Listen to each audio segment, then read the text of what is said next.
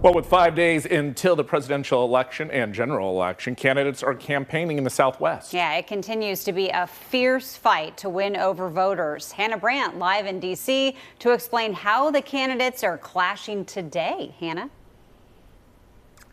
Jenny, Todd, good evening.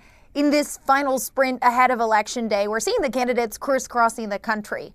And today, they took their pitch to voters in those southwestern swing states. I am putting it all on the field, and it's going to be a very tight race. Vice President Kamala Harris is taking her campaign to Arizona and Nevada today. Former President Donald Trump is also rallying in Nevada tonight after visiting New Mexico this afternoon. This is all you need to know. Kamala broke it, and I will fix it, and I'll fix it very quickly.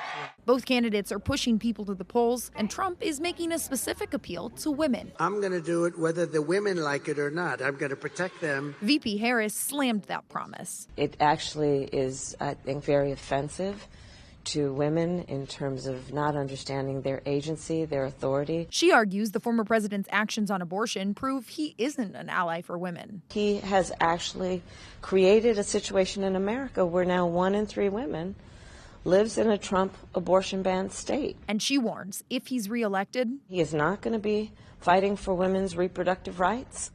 He does not prioritize the freedom of women. But the former president says he'll improve life for all Americans. I will bring back the American dream. And the Trump team insists a President Harris would not. She has no plan to make your life better. That's why she's spending all this time talking about Donald Trump and calling her fellow Americans.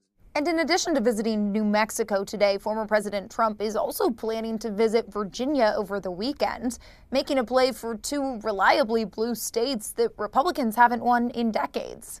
Live in Washington, I'm Hannah Brandt.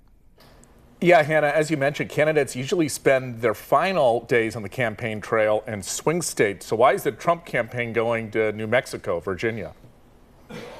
That's right. And the former president is certainly spending a lot of time in the swing states as well over the next couple of days. But the Trump campaign says they really believe they can be competitive in some of these Democratic states, too. And New Mexico, where he went today, gave him the chance to talk about immigration because it is a border state.